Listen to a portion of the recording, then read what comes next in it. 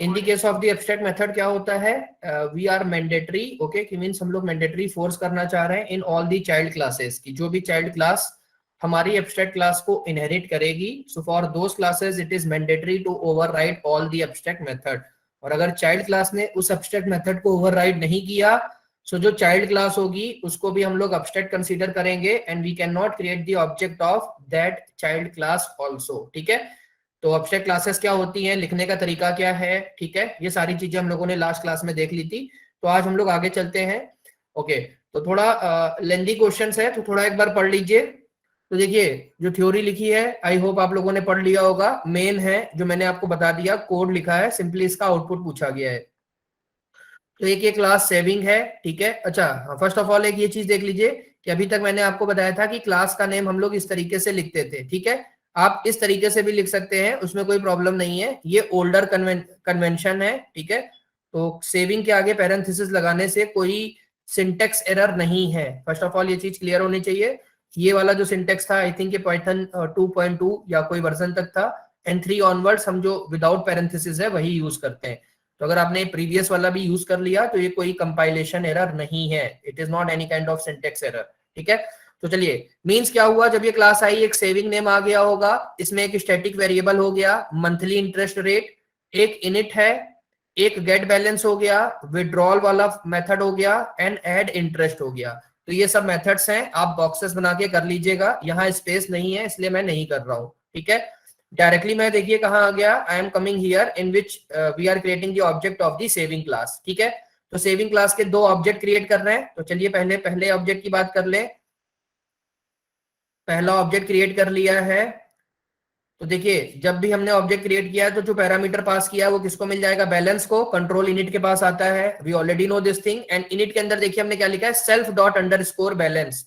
तो इसमें underscore balance करने से ये बताना चाह रहा है कि भाई ये प्राइवेट वेरिएबल की तरह आप इसको ट्रीट करिए, मतलब directly outside this particular class underscore balance name से हम कोई चेंजेस करने का प्रयास ना करें, ऑल्दो पाइथन में हो जाता है, वो मैंने आपको सब पहले बता दिया है।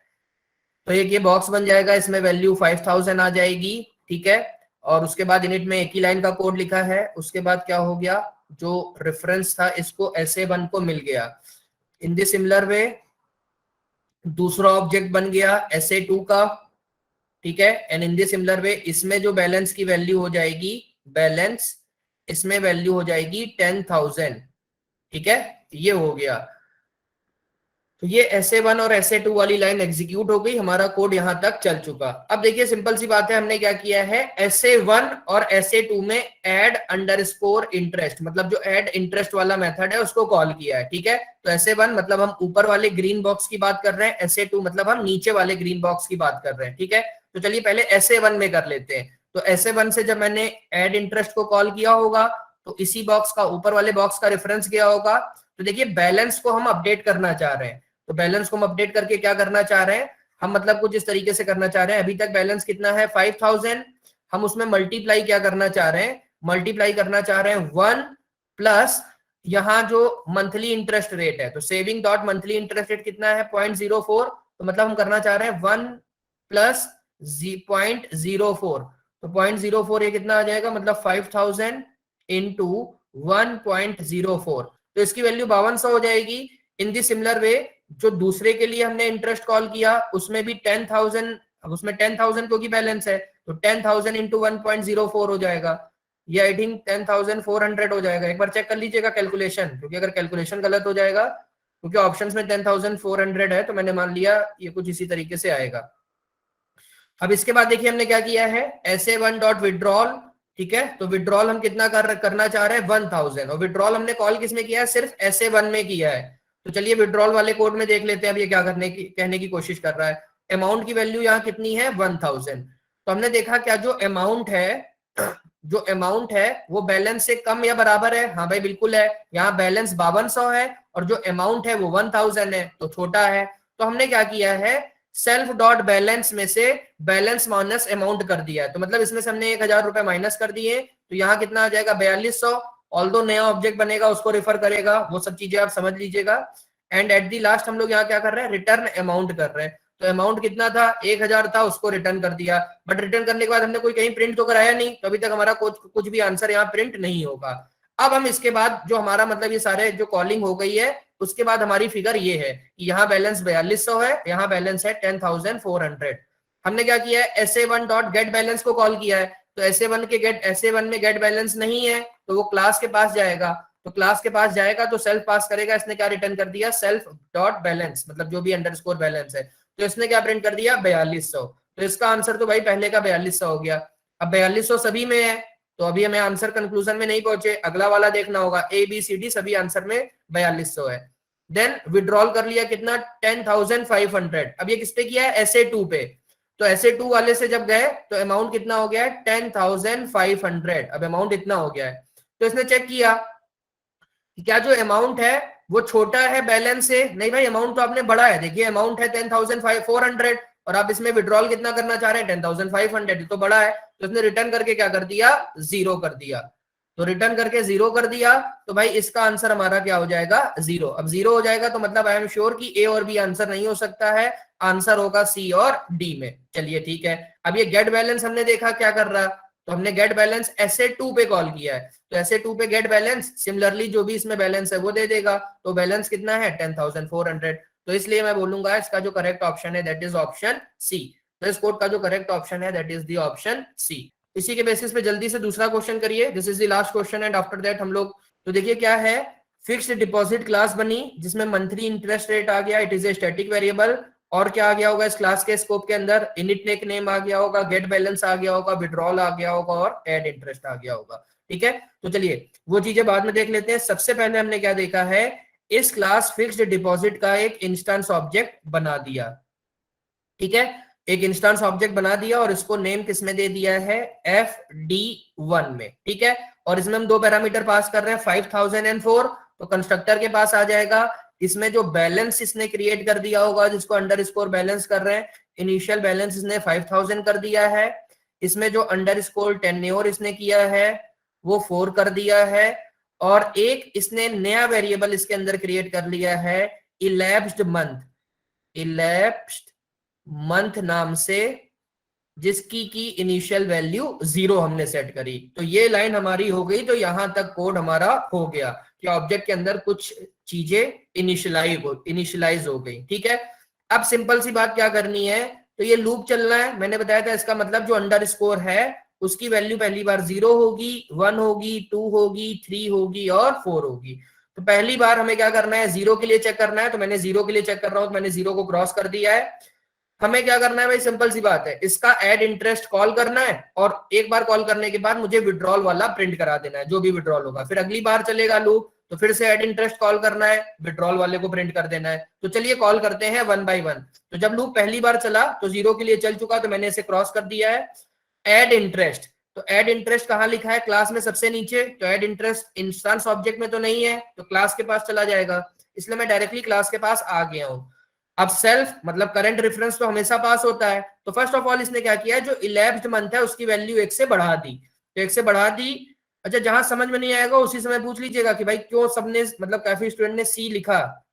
इलेप्स्ड मंथ की देखिए वैल्यू 0 से बढ़ के क्या हो गई, 1। क्यों, क्योंकि लाइन नंबर ये वाली जो एड इंटरेस्ट के अंदर पहली लाइन है उसमें हमने इलेप्स्ड मंथ की वैल्यू 1 से बढ़ा दी है। अगली लाइन में क्या कर रहे हैं, बैलेंस को भी अपडेट कर रहे हैं। किससे, तो बैलेंस को हमने मल्टीप्लाई कर दिया है किससे, fixed deposit monthly interest rate. तो फिक्स्ड डिपॉजिट के अंदर जो मंथली इंटरेस्ट रेट है उसकी वैल्यू कितनी है, 0.1, और इसमें हमने +1 कर दिया। तो मतलब जो भी इसके अंदर बैलेंस है, बैलेंस कितना है 5000, इसको हम 1.1 से मल्टीप्लाई करना चाह रहे हैं। तो अभी तो मल्टीप्लीकेशन सिंपल है, बाद में मुझे आप बता दीजिएगा कहीं अगर कॉम्प्लिकेशन होगा। तो इसका आंसर आ गया होगा 5500। तो 5500 और वो बैलेंस हमने अपडेट कर दिया है। तो मैं नया बॉक्स नहीं बना रहा हूं, यही मैंने वैल्यू अपडेट कर दी 5500। तो जब एड इंटरेस्ट चल चुका होगा तो उसके बाद फिगर मेरा ये हो गया होगा कि जो 11th मंथ है उसकी वैल्यू 1 हो गई, बैलेंस है उसकी वैल्यू 5500 हो गई। अब इसी समय जब ये पहली बार चला है तो मैंने विड्रॉल वाले को कॉल किया है। तो विड्रॉल वाला भी देख लेते हैं क्या है। तो विड्रॉल वाला है, विड्रॉल वाले में सेल्फ पास कर रहे हैं, मतलब ये पिंक वाले बॉक्स की हम बात कर रहे हैं। तो इसने देखा है कि क्या उस बॉक्स के अंदर जो इलेप्स्ड मंथ है क्या उसकी वैल्यू टेन्योर से ज्यादा है। नहीं भाई, आप देख सकते हैं जो इलेप्स्ड मंथ है वो तो 1 है और जो टेन्योर है उसकी वैल्यू 4 है। तो 1 जो है वो 4 से बड़ा तो होता नहीं है, नहीं होता है, तो हम एल्स में आके हमने सिंपली क्या रिटर्न कर दिया, 0। तो अगर भाई जिसने एक बार भी लूप चला लिया होता वो भी बता देता कि आंसर बी और सी में नहीं है, आंसर ए और डी में है। तो आप देख लीजिए जो विड्रॉल वाले ने रिटर्न किया वो क्या रिटर्न किया है, 0 रिटर्न किया है। तो 0 रिटर्न किया है तो पहली बार जो ये रिटर्न कर रहा है 0, सो ये क्या प्रिंट करेगा, ये प्रिंट करेगा 0। चलिए अब दूसरी बार लूप चला, देखिए वैल्यू क्या हो गई अंडरस्कोर की, 1 हो गई, 1 हो गई, अंडरस्कोर की वैल्यू 1 हो गई। अंडरस्कोर का तो हम चलिए यूज ही नहीं कर रहे हैं, सिंपल सी बात है। अगली बार लूप चला सेकेंड टाइम्स, तो क्या हुआ, फिर से हमने ऐड इंटरेस्ट को कॉल किया। ऐड इंटरेस्ट मुझे पता है क्या कर रहा, जो 11th मंथ है उसको बढ़ा दे रहा, और जो भी करंट वैल्यू है उसमें मल्टीप्लाई क्या कर दे रहा, 1.1, क्योंकि एक इसमें ऑप्शन लिखा था तो मैंने मान लिया कि यही होगा। तो देखिए 6050 हो गया। फिर से हमने क्या किया, विड्रॉल वाले को कॉल किया, तो विड्रॉल वाले को कॉल किया, अभी भी इसने चेक किया क्या जो बैलेंस है वो टेन्योर से ज्यादा है, जो 11th मंथ है वो टेन्योर से ज्यादा है, अभी भी नहीं है भाई, अभी भी क्या है, 11th मंथ 2 है, टेन्योर 4 है, तो हमारी जो अगली वैल्यू होगी वो भी 0 0 होगी भाई, अभी भी 0 0, अगली वैल्यू भी 0 0 है, ये दोनों ही आंसर्स में है। मैंने क्या किया, फिर से थर्ड टाइम इसको कॉल किया, थर्ड टाइम कॉल किया, मुझे समझ में आ रहा भाई पैटर्न क्या दिख रहा है, तो 11th मंथ 1 से बढ़ गया, और ये जो वैल्यू है इसकी कर दी मल्टीप्लाई बाई 1.1, तो इसको शायद मल्टीप्लाई 1.1 करेंगे तो कितना आ जाएगा, शायद ये वाला आ जाना चाहिए 6655। मैं आंसर देख के बोल रहा हूँ क्योंकि यहाँ इसमें 6655 लिखा है, आप लोग एक बार चेक कर लीजिएगा। तो 6655, तो मैंने यहाँ चेंज करके कर दिया 6655। फिर से मैंने तीसरी कॉलिंग के लिए भी विड्रॉल कॉल किया, क्या अभी भी 11th मंथ बड़ा हो गया, टेन्योर से बड़ा या बराबर, अभी भी बराबर नहीं है, तो भाई वो हमेशा क्या रिटर्न करेगा, 0। तो अभी भी हमारा जो आंसर है वो 0 है, तो 3 आंसर शुरुआत के 0 आएंगे। अब ये जब चौथी बार लूप चला है तो फिर से हमने कॉल किया है ऐड इंटरेस्ट को, ठीक है। अब यहाँ जो 11th मंथ है वो 4 हो गए, ठीक है, और जो बैलेंस है वो फिर से 1.1 से मल्टीप्लाई हो जाएगा, तो जो इसमें लास्ट वैल्यू लिखी है शायद मेरे हिसाब से यही होगी 7320। तो 7320 जो बैलेंस है वो मैंने अपडेट कर दिया क्या, 7320, ठीक है, ये हो गया। अब ये जो सेकंड लास्ट या चौथी बार जो लूप चला है इसके लिए विड्रॉल वाला भी कॉल होगा, तो विड्रॉल वाले ने अब क्या देखा, अब देखिए जो 11th मंथ है उसकी वैल्यू क्या है, 4 है, टेन्योर भी क्या था, 4 है, तो क्या 4 4 के बराबर है, हाँ भाई बराबर है। अब ये क्या करेगा, अब इसने अमाउंट क्रिएट किया है, ध्यान से देखिए, इसने सेल्फ डॉट अमाउंट नहीं लिखा, इसने अमाउंट लिखा है, तो मतलब जो क्लास ऑब्जेक्ट होगा उसमें एक नेम विड्रॉल होगा, इसकी नेम स्पेस में एक अमाउंट नेम बनेगा, वो क्या हो जाएगा, अमाउंट हो जाएगा बैलेंस के बराबर। तो हमारा बैलेंस क्या था 7320, अमाउंट उसके बराबर हो गया, वो उसके नेम स्पेस में बनेगा मेथड वाले के। अगर हम सेल्फ डॉट अमाउंट लिखते तो इसी पिंक वाले बॉक्स के अंदर बन जाता, ठीक है, बट हमने अमाउंट लिखा है, तो where the withdrawal is pointing, उस नेम स्पेस में एक नेम बन गया होगा अमाउंट, जिसकी वैल्यू हो गई होगी 7320। उसके बाद हम अगली लाइन में आ गए, सेल्फ डॉट बैलेंस को 0 कर दिया, अब जो यहाँ बैलेंस था उसको मैंने क्या कर दिया है, 0 कर दिया है, और रिटर्न अमाउंट किया है, तो देखिए अमाउंट क्या है, अमाउंट है 7320, वो रिटर्न हो गया होगा। तो इस बार 7320 आना चाहिए भाई, 7320 दोनों में लिखा है, तो अभी भी मुझे चेक करना है भाई अब क्या होगा। तो भाई अब एक बार लूप और बचा है, इसको भी चला देते हैं। तो जब चला दिया, जो 11th मंथ है वो क्या हो गया, 5 हो गया, 4 से 5 हो गया, और बैलेंस क्या है, 0। अब हम इसमें अगर 1.1 से मल्टीप्लाई भी करेंगे तो बैलेंस मेरा क्या रहेगा, बैलेंस 0 ही रहेगा, ठीक है, तो बैलेंस 0 इंटू 1.0 0 ही रहा, और ये लास्ट टाइम भी विड्रॉल चलेगा। अब विड्रॉल ने फिर देखा क्या जो 11th मंथ है वो टेन्योर से ज्यादा है, हाँ भाई जो 5 है दैट इज ग्रेटर देन 4, तो इसने क्या किया, अमाउंट की वैल्यू बैलेंस के बराबर कर दी, तो अमाउंट जो भी था पहले 7320, अब अमाउंट क्या हो जाएगा, 0 हो जाएगा, और बैलेंस क्या है 0, तो बैलेंस तो 0 ऑलरेडी है, और हमने लास्ट में रिटर्न क्या किया है, अमाउंट, तो अमाउंट क्या हो गया, 0। तो लास्ट वाला आंसर देखिए, मुझे लास्ट इटरेशन पे जाके पता चला है कि लास्ट में वैल्यू 7320 नहीं आएगी, लास्ट में वो आएगी 0। तो दैट्स द वाई इसका जो करेक्ट ऑप्शन है, it's correct option is a. This is again काफी इंपॉर्टेंट टॉपिक है, ध्यान से सुनिएगा। तो first of all I will discuss the theory for 10 to 15 minutes. अगर आपने वो देख ली, ध्यान से समझ ली, कोई डाउट्स होगा तो डेफिनेटली पूछेगा, तो एक अंडरस्टैंडिंग बिल्ड हो जाएगी, and after that we can solve a lot of questions, ठीक है। तो देखिए सबसे पहले हम लोग एरर्स की बात कर लेते हैं, ठीक है। तो देखिए जब भी प्रोग्रामिंग में हम लोग एरर्स की बात करते हैं तो वो एरर्स हम लोग 3 कैटेगरी में रख सकते हैं, ठीक है। एक तो हो जाता है हमारा सिंटेक्स एरर, सिंटेक्स एरर, ठीक है, दूसरा हो जाता है लॉजिकल एरर, और अगला हो जाता है रन टाइम एरर।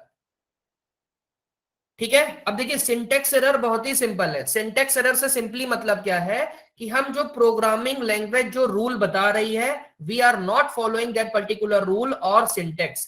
क्या इसका कहने का मतलब है? इसका कहने का मतलब है कि भाई जब भी फंक्शन बनाना है तो मुझे डेफ कीवर्ड यूज करना है, डेफ, उसके बाद मुझे फंक्शन का नाम लिखना है, कॉलन लगाना है, इसके अंदर मुझे भाई फंक्शन में जो भी लिखना है वो लिखना है। ठीक है, मान लीजिए मैं डेफ नहीं लगा रहा हूं, तो डेफ नहीं लगा रहा हूं तो भाई वो एरर दे देगा, डेफ की जगह मैंने मान लीजिए कोई और नेम यूज कर लिया। तो ये क्या है? Syntax.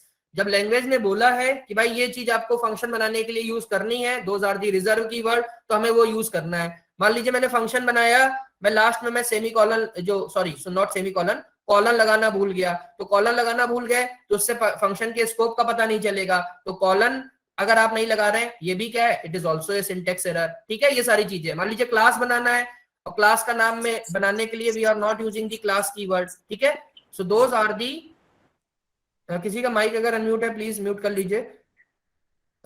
So those are the syntax error, कि जो लैंग्वेज की सिंटेक्स थी हम उसको फॉलो नहीं कर रहे हैं। तो जब आप ऐसा नहीं करेंगे तो इंटरप्रेटर उसी समय, जो आईडी में अगर आप काम कर रहे हैं तो उसी समय बता देगा कुछ रेड लाइन करके कि भाई ये चीज गलत है। ठीक है, तो वो जो इंटरप्रेटर है वो आपको ऑटोमेटिकली इसकी इंफॉर्मेशन दे देता है।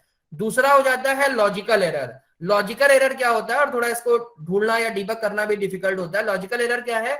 मैंने सिंटेक्स वाइज पूरा कोड सही लिखा है, अब बहुत काफी बड़ा कोड है, मैंने कहीं कुछ ऐसा लिख दिया है कि जिससे वो लूप हमारा इनफाइनाइट चल रहा। ठीक है, या हम एक फंक्शन को दोबारा से कॉल कर रहे हैं, दोबारा उस फंक्शन में आगे उस फंक्शन को दोबारा से, मतलब जो रिकर्शन वाला है हम इनफाइनाइट रिकर्शन वाला केस कर रहे हैं। ठीक है, तो ये सारी चीजें किसमें आ जाती हैं? लॉजिकल एरर में, कि सिंटेक्स वाइज तो पूरा सही है, हमारा लॉजिक कुछ गड़बड़ है। तो जब लॉजिक कुछ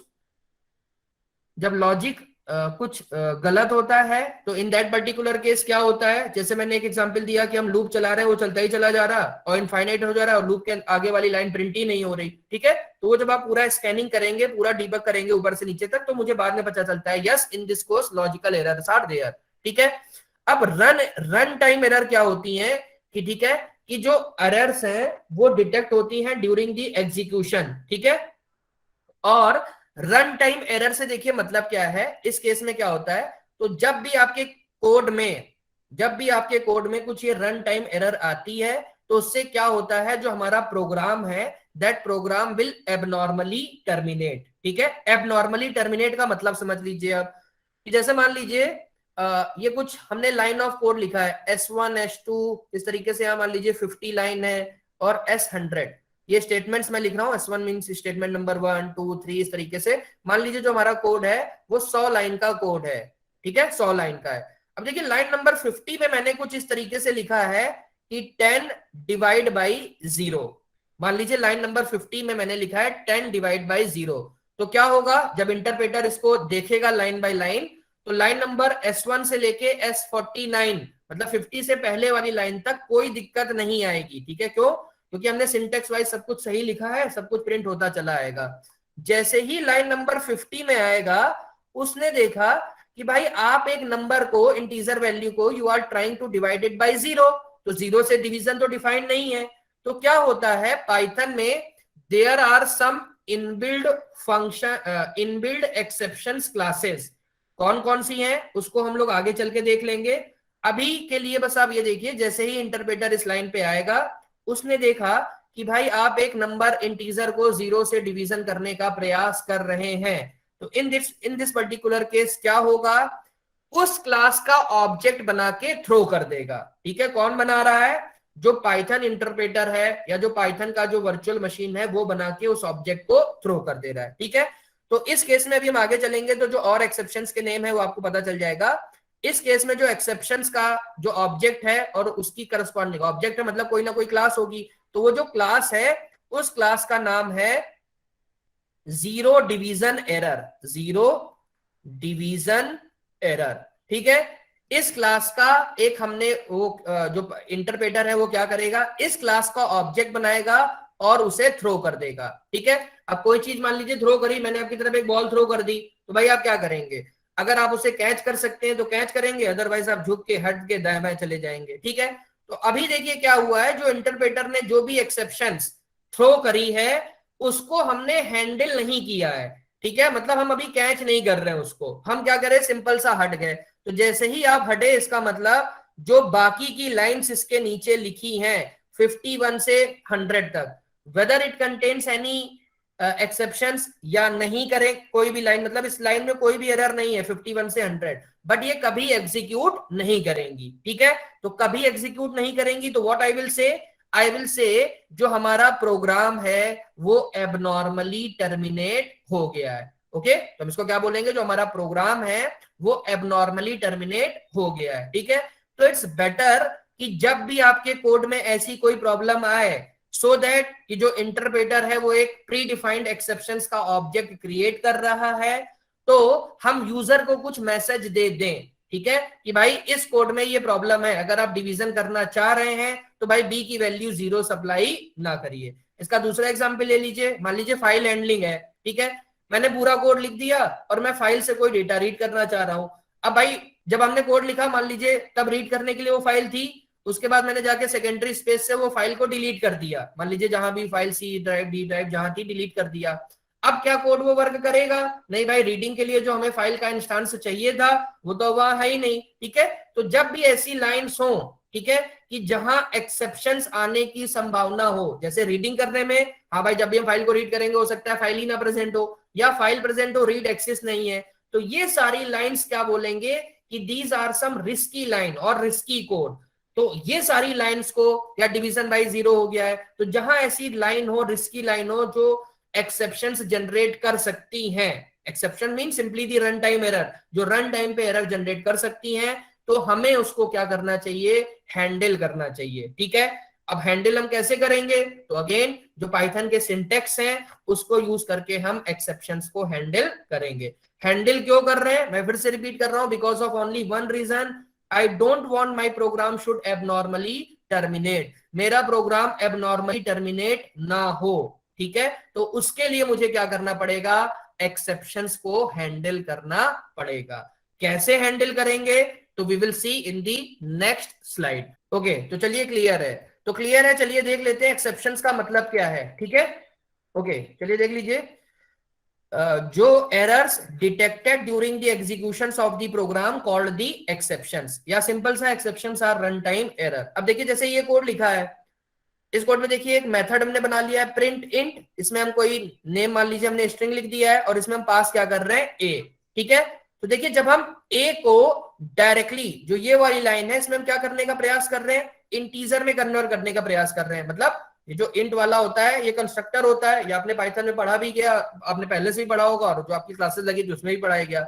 इंट कंस्ट्रक्टर का हम यूज कर रहे हैं जिससे हम चाह रहे हैं ए को कन्वर्ट हो जाए इंटीजर में। ठीक है, बट देखिए जो इंट वाला कंस्ट्रक्टर है वो वही वैल्यू को इंटीजर में कन्वर्ट कर सकता है जो बेस 10 में सपोर्ट करती हैं। तो बेस 10 में भाई सपोर्ट कौन कौन सी वैल्यूज करती हैं, 0 करती है, 1 करती है, 2 करती है, 3 करती है, 9 करती है। तो मतलब अगर मैंने कुछ इस तरीके से पास किया होता इंट के अंदर, ठीक है, 1 2 या कुछ इस तरीके से, तो उसके करस्पॉन्डिंग तो वो इंटीजर दे देता। ठीक है, बट अगर आपने ए किया, हम लोग यहाँ एक्सपेक्ट क्या कर रहे हैं, हम लोग जल्दी जल्दी में लिखने में एक्सपेक्ट ये कर रहे हैं उसकी वो स्काई वैल्यू रिटर्न करे। ठीक है, तो सच दैट जो भी स्काई वैल्यू स्मॉल ए की होती है 97, तो मैंने सपोज वो करने के लिए कन्वर्जन करने का प्रयास किया, बट वो कंस्ट्रक्टर जो है वो ये तो देखेगा कि भाई जो ए है वो 10 बेस में आता ही नहीं है, तो हम उसको कन्वर्ट नहीं कर पाएंगे, और वो बोल देगा ये जो वैल्यू आपने यहाँ सप्लाई करी है ये इसमें कुछ एरर है। तो देखिए अगर आप इस कोड को रन करेंगे तो देखिए एक एरर आ जाएगी, वैल्यू एरर। तो ये कहां से आई है, ये इसलिए आई है क्योंकि वैल्यू एरर नाम की एक प्री डिफाइंड क्लास है। जैसे ही इंटरप्रेटर इस लाइन में आएगा वो वैल्यू एरर का एक ऑब्जेक्ट बना के थ्रो कर देगा, और हमने अपने कोड में अभी उसे हैंडलिंग के लिए कुछ नहीं लिखा। तो अगर इसके बाद 50 लाइन का या 500 लाइन का भी कोड है जिसमें कोई भी रिस्की लाइन नहीं है, तब भी ये एग्जीक्यूट नहीं करेगी। ठीक है, सो दैट हमें क्या चाहिए, जो ये बाकी की लाइंस हैं जिसमें कोई एरर नहीं है ये एग्जीक्यूट करें। So that what we need to do, हमें इस टाइप की एक्सेप्शंस को हैंडल करना होगा। मान लीजिए आप एप्लीकेशंस बना रहे हैं जिसमें यूजर का नेम लिख रहे हैं, ठीक है, तो हम चाहेंगे भाई यूजर का जो नेम है उसमें कोई भी डिजिट ना है, ठीक है भाई। डिजिट यूजर का नेम ऐसा तो नहीं हो सकता ना कि राहुल 123, ठीक है, ईमेल एड्रेस हो वो सब हो सकते हैं बट नेम नहीं होगा। तो हमें अगर यूजर कोई भी अपने नेम में डिजिट सप्लाई कर रहा है, ठीक है, तो हम आगे प्रोसीड ना करने दें यूजर को, ठीक है। तो इस तरीके की जब भी चीजें हमें करनी हो अपने कोड में, तो उसके लिए हमें क्या करना पड़ेगा, कुछ एक्सेप्शंस को देखने होंगे। तो जैसे इस समय ये जो वैल्यू एरर है, it is a pre defined exceptions. अब हम आगे देखेंगे कि अगर ऐसा कुछ हो रहा है तो हम अपने कोड में कैसे हैंडल करेंगे सो दैट जो आगे की लाइंस है वो चले। हाँ, और किसी को ये डाउट हो रहा होगा यार स्काई वैल्यू कैसे लेंगे, तो उसका आप लोगों को फंक्शन पता है, we can use the ORD, ठीक है। ओआरडी को यूज करके जो भी आपके पास अल्फाबेट्स हैं उनकी हम स्काई वैल्यू कन्वर्ट कर सकते हैं, क्योंकि वो एक फंक्शन है, वो अपनी कुछ फंक्शनलिटी कर रहा होगा उस हिसाब से। बट अगर इंट वाले कंस्ट्रक्टर की बात करें, so it can not convert the value which is present at A, because जो बेस 10 है उसमें ए सपोर्ट नहीं करता है, ठीक है। तो आई थिंक ये क्लियर है। ओके, चलिए अब चलिए आ जाते हैं, देखते हैं एक्सेप्शंस को हैंडल कैसे करते हैं, ठीक है। तो देखिए बहुत ही सिंपल है, जो लिखा है उसको बाद में देखिएगा, जो मैं बता रहा हूं पहले वो सुनिएगा। तो एक्सेप्शंस को हैंडल करने के लिए पाइथन ने कुछ कीवर्ड्स दिए हैं, ठीक है। एक हो गया ट्राई, एक हो गया एक्सेप्ट, ठीक है, एक हो गया फाइनली। पहले मैं इनको डिस्कस करता हूं फाइनली, ठीक है, ध्यान से देखिएगा। तो फर्स्ट ऑफ ऑल ट्राई को, तो देखिए ट्राई क्या है, फर्स्ट ऑफ ऑल ट्राई एक ब्लॉक है, तो हमें ट्राई लिखना कैसे होगा, इस तरीके, ट्राई कोलन।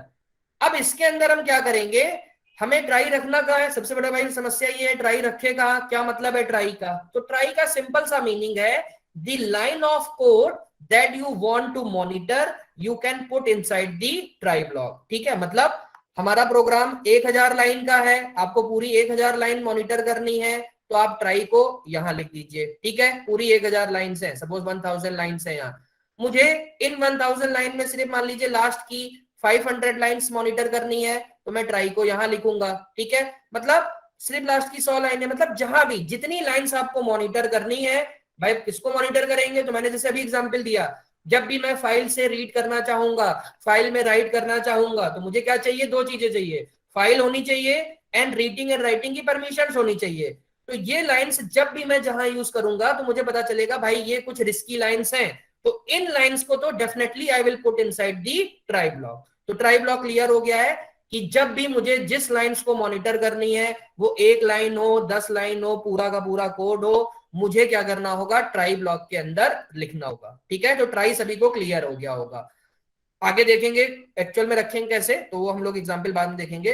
अब देखिए जब भी ट्राई ब्लॉक आया है तो इसके साथ या तो एक्सेप्ट आएगा, या फाइनली आएगा,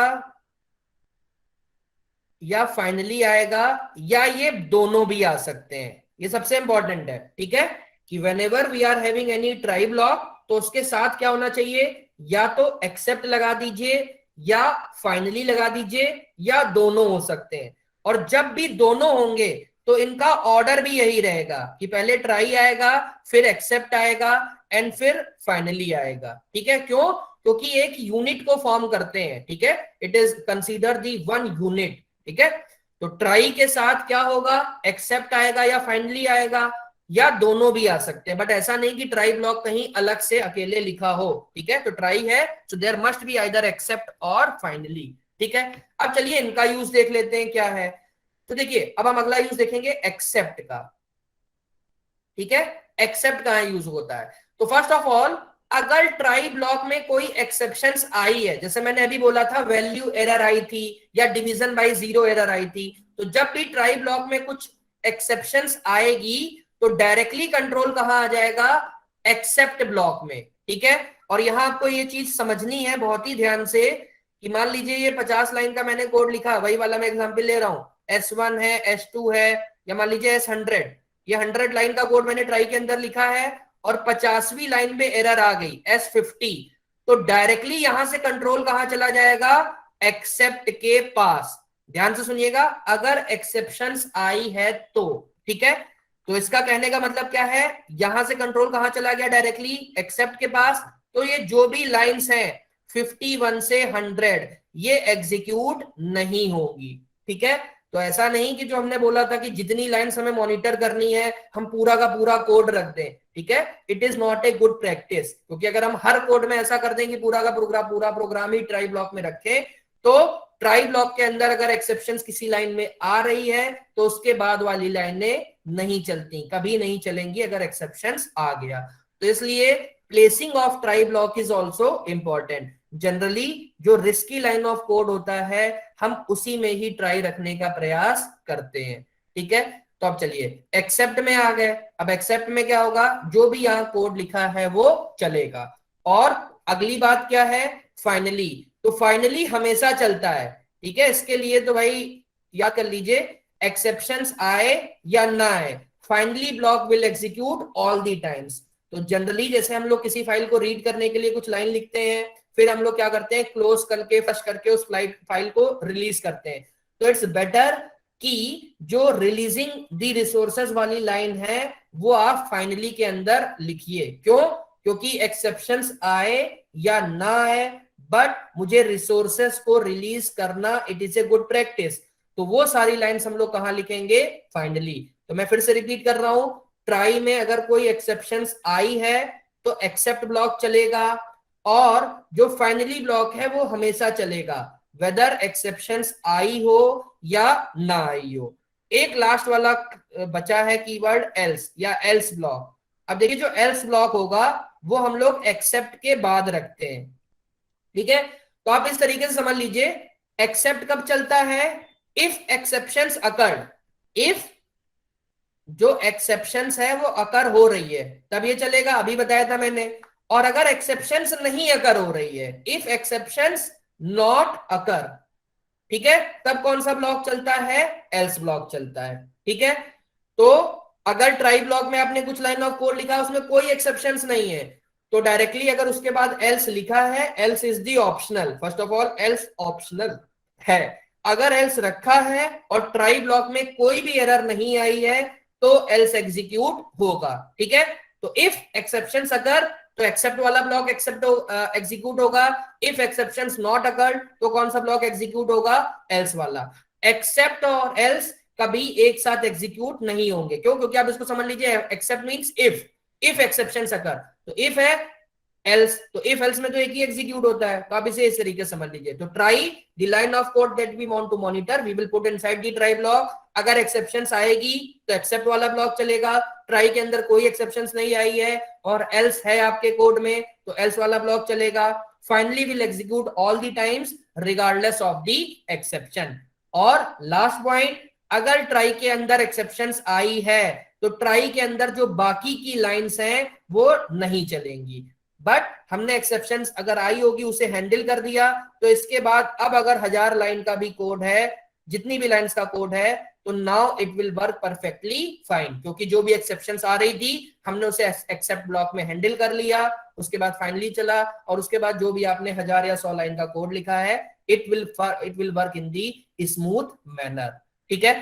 तो इसको एक बार देख लीजिए जो लिखा है, the try block contains the code that may throw the exceptions or that we want to monitor, except the block will execute if exceptions occurred, ठीक है। else अगर no exceptions, try block में कोई exceptions नहीं आ रही है तो else वाला चलेगा। and finally ये हमेशा चलता है whether exceptions occurred or exceptions not occurred। देखिए इस कोड को देख लेते हैं और ट्राई कैश जो थ्योरी थी उनका यूज समझ लेते हैं। तो देखिए ट्राई के अंदर मैंने अभी यहाँ क्या किया है, भाई मुझे 2 लाइन को मॉनिटर करना था। जैसे मैंने अभी बताया, ये भी अच्छी प्रैक्टिस नहीं है कि सारा का सारा कोड हम ट्राई में लिख दें, क्यों? क्योंकि अगर एक्सेप्शंस आएगी तो बाकी लाइंस नहीं चलती है, ठीक है, बट रखने को आप रख सकते हैं। तो these 2 line of code present inside the try block, ठीक है। उसके बाद एक्सेप्ट है, एल्स है और फाइनली है। तो देखिए क्या 2 को कन्वर्ट करने में कोई दिक्कत आएगी? नहीं भाई, कोई दिक्कत नहीं आएगी। 2 को हम इजिली कन्वर्ट कर सकते हैं इंटीजर में, क्यों? क्योंकि जो 2 है it is supported in base 10, ठीक है। हमने यहाँ प्रिंट कर दिया वेर, तो ये लाइन ने क्या प्रिंट कर दिया, 2 प्रिंट कर दिया। क्या ट्राई में कोई एरर आई? नहीं आई, तो कौन सा ब्लॉक चलेगा, एल्स चलेगा। और फाइनली हमेशा चलता था।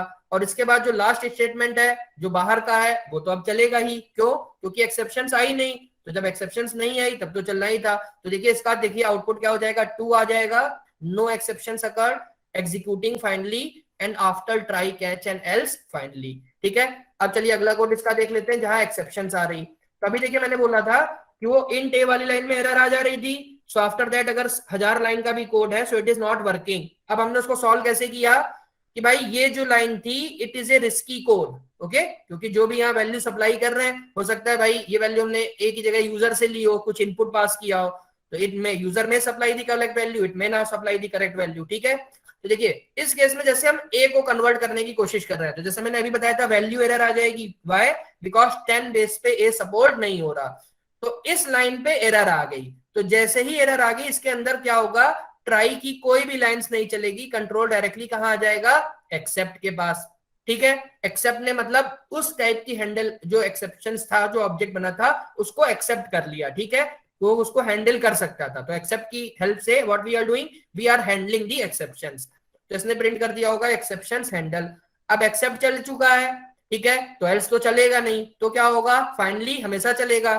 पिछले वाले केस में भी चला था, एक्सेप्शंस नहीं आई थी, इसमें आ चुकी तब भी चलेगा क्योंकि फाइनली हमेशा चलता है। और इसके बाद क्या है, हम लास्ट में आ जाएंगे और ये क्या प्रिंट कर देगा, प्रिंट आफ्टर दिस वन।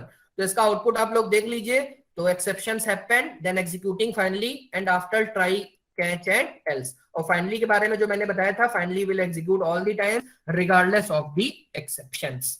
हाँ ओके, चलिए इसको समझ लीजिए।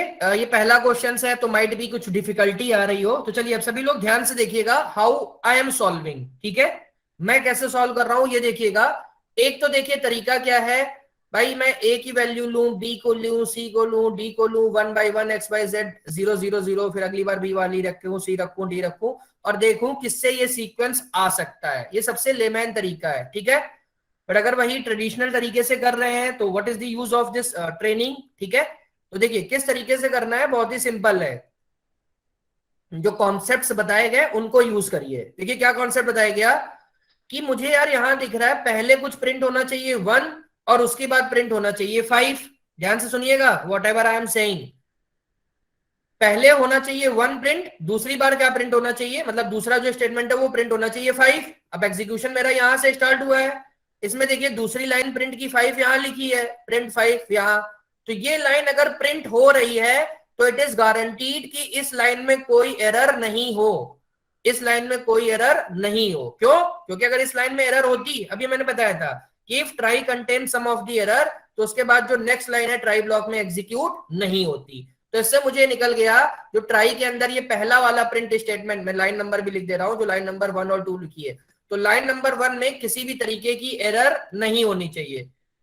तो अगर 5 आउटपुट में यहां आ रहा है तो इससे पहले एरर नहीं आनी चाहिए थी, तो नहीं आनी चाहिए थी। और प्रिंट वाला जो स्टेटमेंट है वो तो इससे पहले एक ही लिखा है, तो इसका आंसर क्या आना चाहिए था, 1 आने के लिए मैं क्या बोलूंगा, x की वैल्यू होनी चाहिए 2।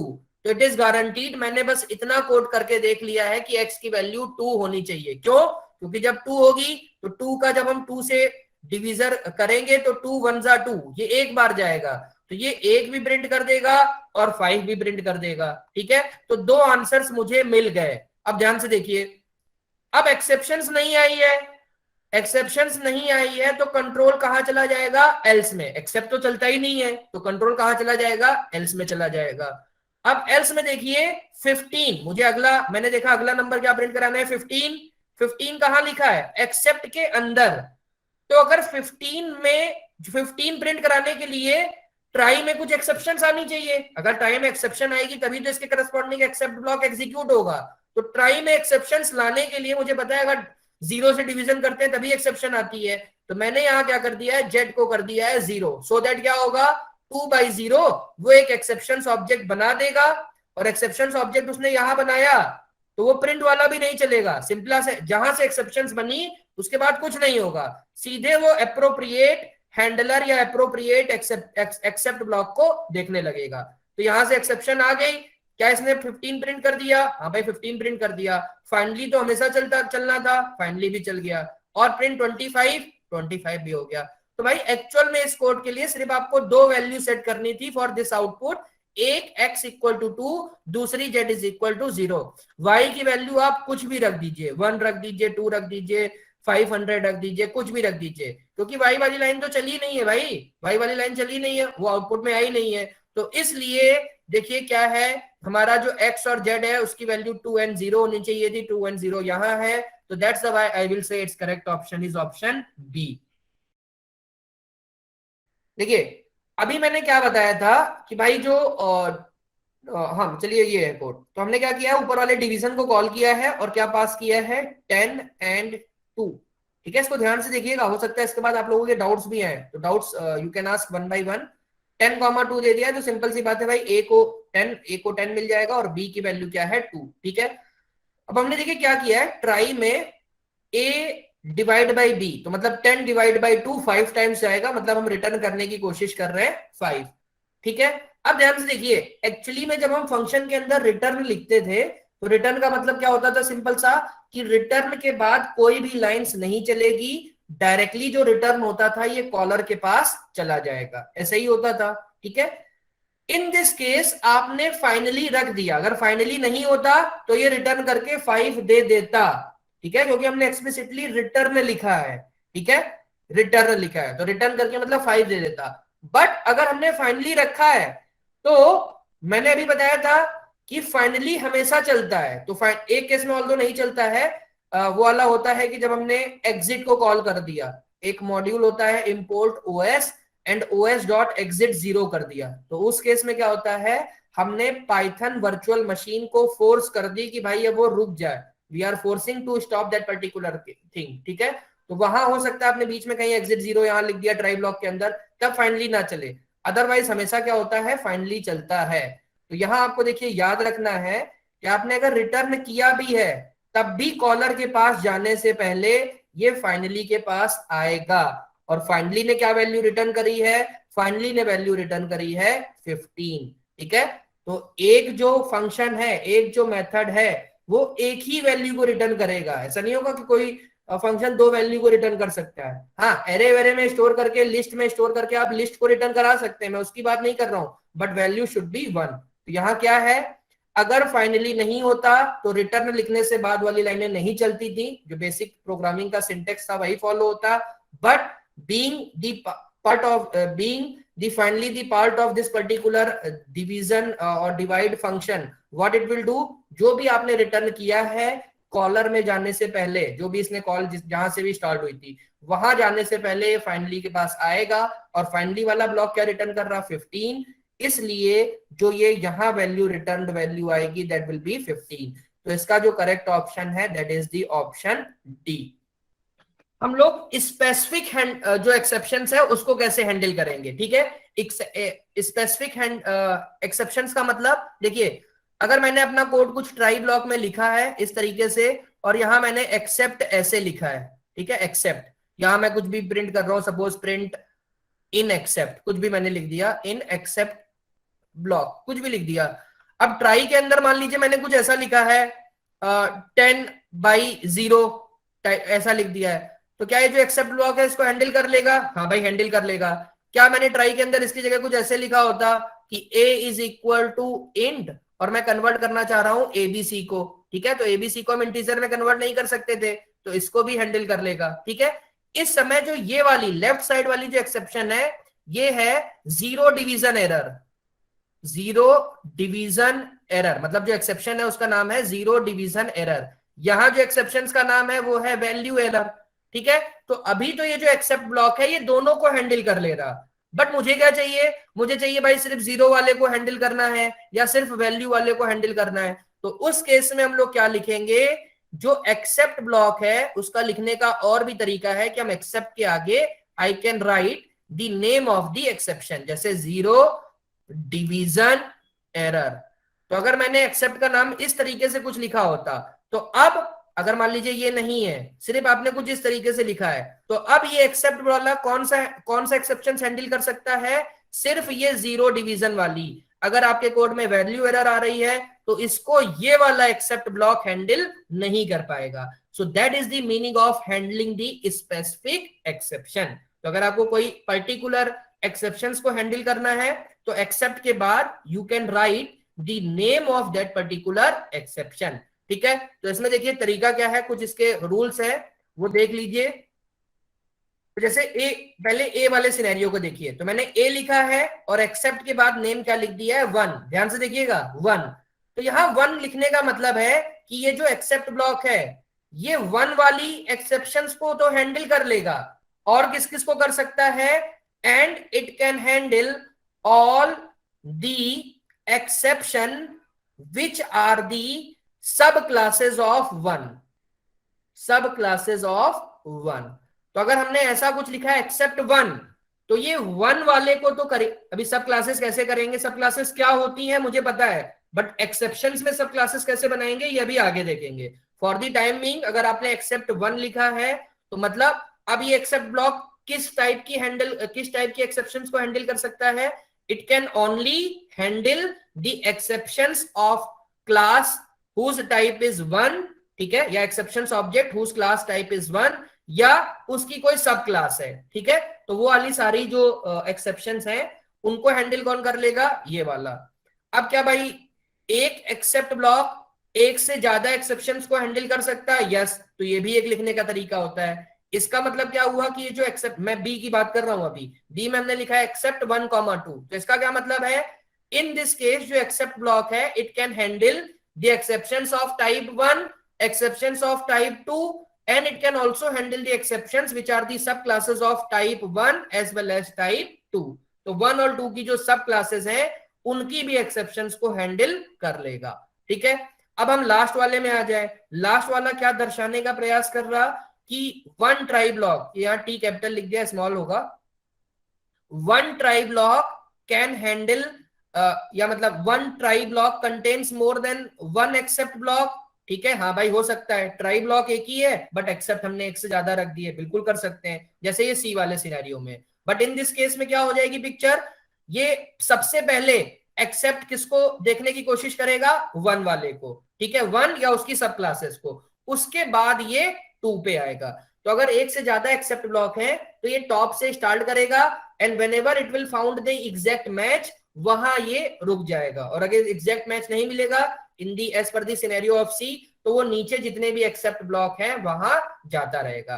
तो इन दिस केस जो सी वाला है उसमें जो पहला वाला एक्सेप्ट ब्लॉक है ये हैंडल कर सकता है all the exceptions of type 1 या जो भी उनकी सब क्लास है। ये वाला it can handle the exceptions of type 2, जो मतलब एक्सेप्शंस के वो ऑब्जेक्ट जो क्लास 2 टाइप के हो या जो ऑब्जेक्ट क्लास 2 के सब क्लासेस वाले हो, ठीक है। तो सब क्लासेस कैसे क्रिएट करते हैं भाई, ये बिल्कुल सिंपल है। जैसे मान लीजिए क्लास 2 एक है तो सब क्लासेस मतलब एक मान लीजिए क्लास मैंने बना दी 2 डैश करके या 2 1 कुछ इस तरीके से, और इसमें 2 पास कर देंगे, ये सब क्लासेस बन जाएगी। जो सब क्लासेस वाला आप लोगों को पहले से पता है, ठीक है। बट इन दिस केस अगर हमने लिख दिया है तो we can handle only the specific exceptions, ठीक है। तो जैसे ये लिखा है, अब इसमें देख लीजिए, अभी मैंने बताया कि उसकी सब क्लासेस को भी हैंडल कर लेगा, तो उसका कैसे करते हैं। तो फर्स्ट ऑफ ऑल आपको अगर एक्सेप्शंस की एक सब क्लास क्रिएट करनी है तो what you have to know, एक आपको जानना है कि एक टॉप लेवल पे एक बिल्ट इन या प्री डिफाइंड क्लास है जिसका की नाम है एक्सेप्शन। मुझे अपनी कोई एक्सेप्शन क्लास क्रिएट करनी है, मान लीजिए क्लास ए, मुझे क्लास ए को एक्सेप्शन क्लास बनाना है, तो मैं क्या करूंगा, क्लास ए में एक्सेप्शन जो प्री डिफाइंड क्लास है उसको पास कर दूंगा।